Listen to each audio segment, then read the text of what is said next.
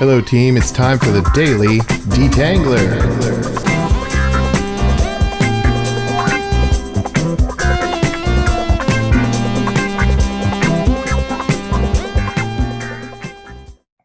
Taking the plunge. So Catalyst went on a bit of a vacation and came back, and he's talking about oceans and what it looks like under the ocean and what it looks like from shore. And he's asking us to explore that, and also this idea of how would we talk to our past selves, which I've been trying to do a lot of over the last year. I actually bought myself a mug. Says something like, of course I need expert advice. That's why I talk to myself, or something like that. But I've been trying to be embracing the schizophrenic nature of detangling. So I'm going to take the plunge, building off of that theme, and share a little bit about attention, reason, and action. So the way that I process this and kind of jump into it is this idea that my energy goes where my attention goes. Energy and where I spend my time, it flows where my attention goes. So what am I paying attention to, and where am I applying my energy? And not in terms of work or effort, but just momentum and action and thinking and engagement. So where am I spending my time in one area versus where am I paying attention in another area? And that idea of paying attention is like an iceberg. And from the Being Brilliant Every Day video, Dr. Alan Watkins talked about, above the waterline, we have our results and our actions. And then we have these emotions underneath it. And energy comes from our emotions. Emotions is energy in motion, right? And he talked about that. So where am I applying my energy? Where am I, focusing my emotions and my energy? And then that affects how I think. And I'm going to change it from thinking to reasoning, because what's the rationale or the reasoning for which I engage, and then what are my expectations, and what am I engaged in? So how does this relate to what Catalyst put out from his vacation, which is, hey, on the beach this means one thing, but when you're in the water it's completely different. In this case, this picture from the beach, I can see above the waterline actions and results. But if I take the plunge and I go underneath the waterline, what's happening underneath?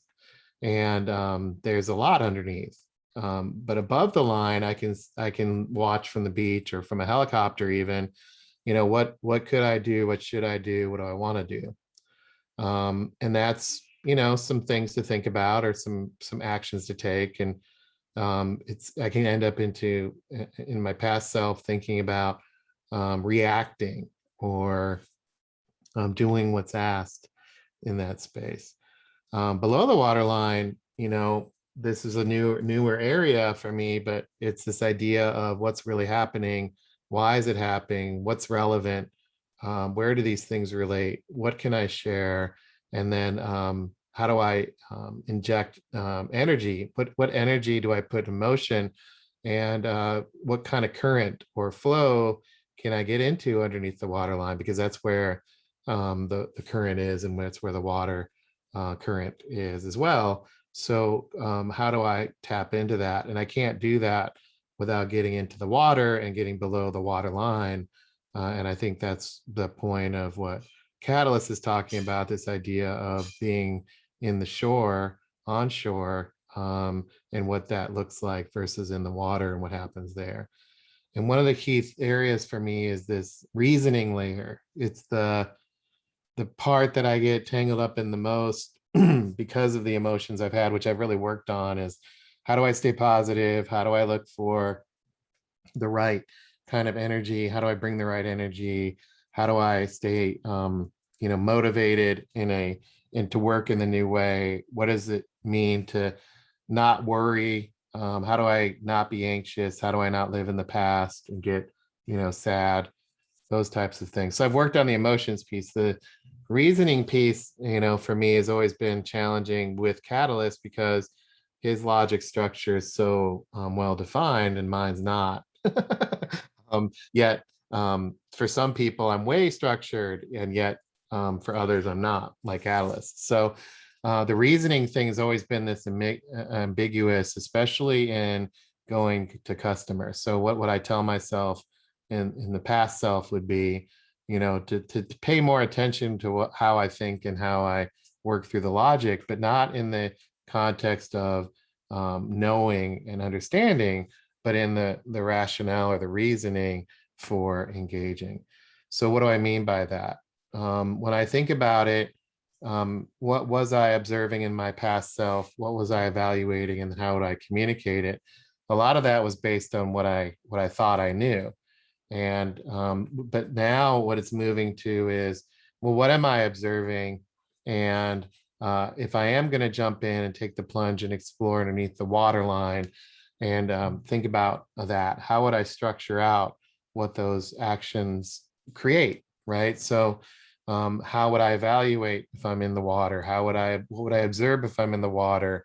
How would I communicate? So for example, as detangler, how do I stay in the now? How do I pay attention to the interactions and the scenarios that are happening now? And then how do I get into and explore the concept of knots and tangles, and then what kind of toast am I creating right now? Not built on my past perspective, but on what's happening right now. Same thing with evaluating. How would I not evaluate outside of my sandbox, right? So in my role, what am I evaluating? What's my scorecard, if you will? What journeys am I taking over time as detangler? And then kind of what criteria am I establishing in order to be consistent, right? And that's different now that I'm engaged in this idea of let me figure out how to jump into the water and get below the water line. And then how do I communicate? What it means now is this idea of, encoding, transmit, decoding, whereas before in my past self, it would be a lot more emotive and perhaps a little bit more, a lot more unstructured, right? And perhaps harder to understand, things like that.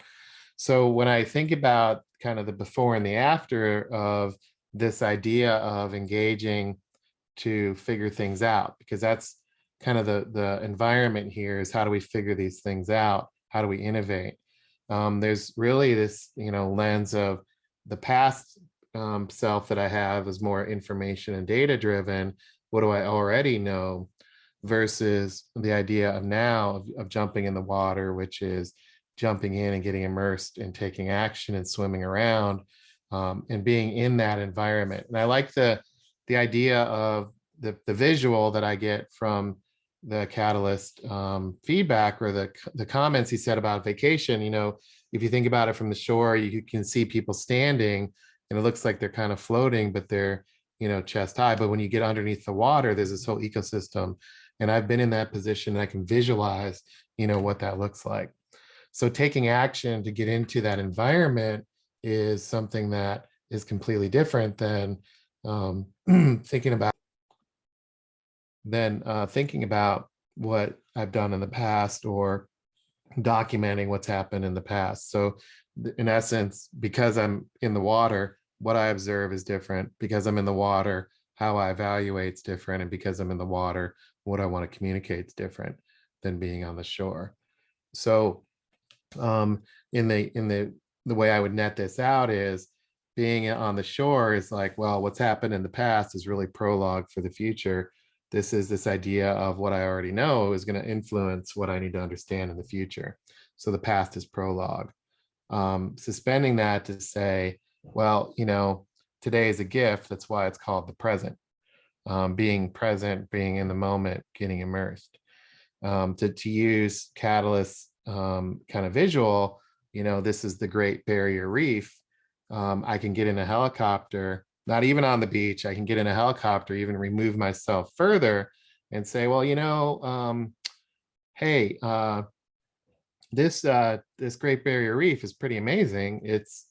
It covers 14 degrees of latitude. It's really shallow in some areas and really deep in others. It covers 344,000 square kilometers. It's the world's largest coral reef. It has 3,000 coral reefs, 600 islands, 300 coral cays, and about 150 mangrove islands. It goes from the south, from the northern tip of Queensland, all the way to just north of Budaberg. It's about 60 to 250 kilometers in width. It has an average depth of 35 meters on its inshore waters, and then it slopes out to almost 2,000 meters. And I can say, therefore, be careful when you are trying to explore it. It's big, right? I can take this data-driven approach.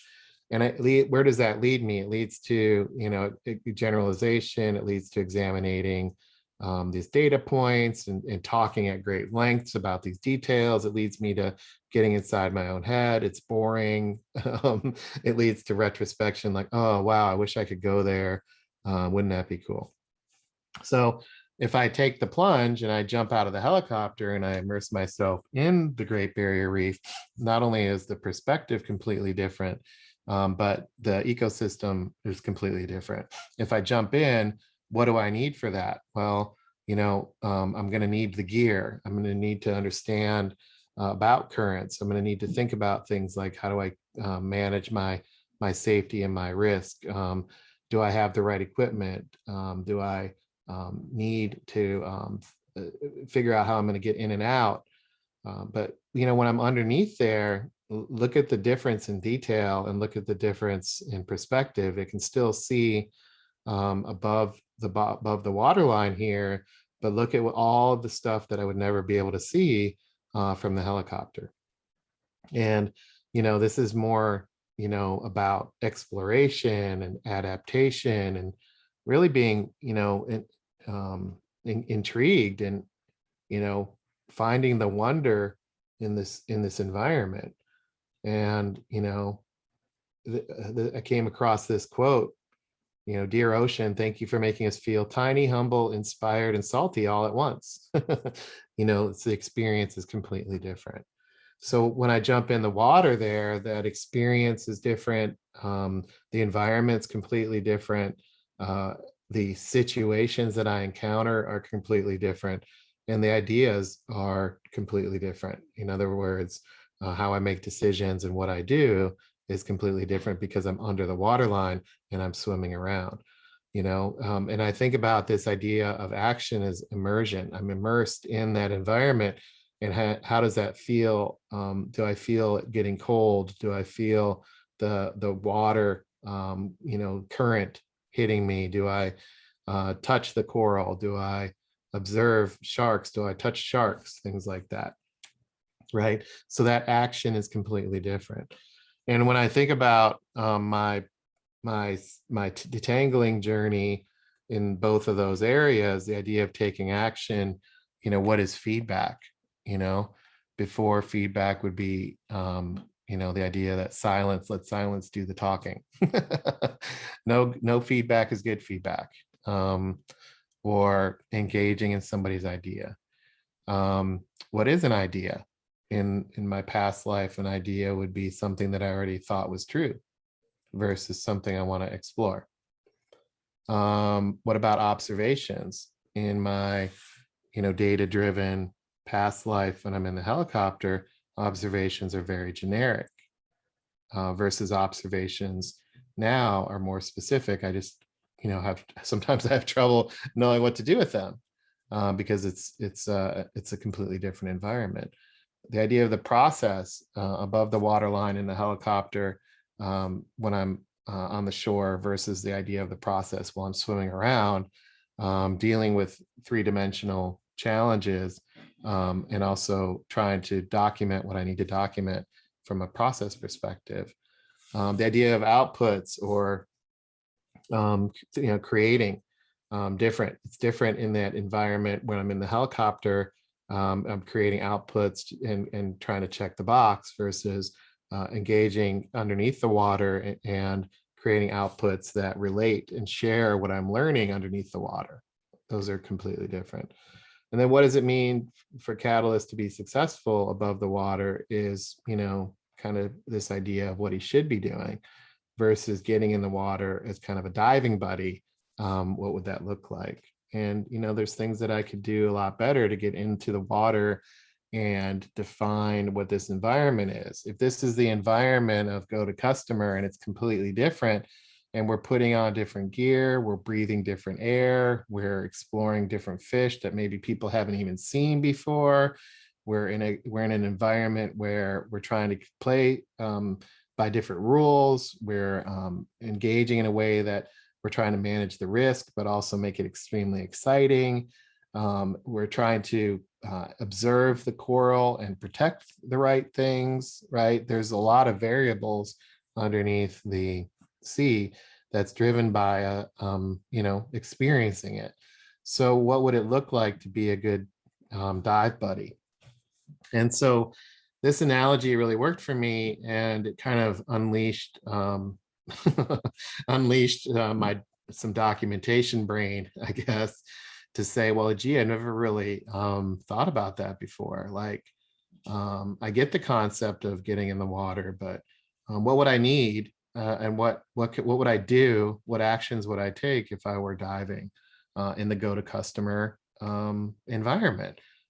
Well, first I would say, well, can I describe what is actually happening in the water?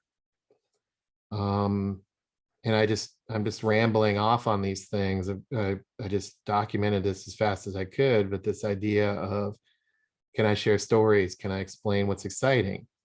Can I describe what I've collected? Can I comment on if I need more information? Can I assess the quality of what I've produced while I was in my dive? What challenges did I have? What did I encounter? Can I share that? And am I aware that I'm even in a dive in the first place? Am I engaged in the actual scuba dive? So how do I describe that?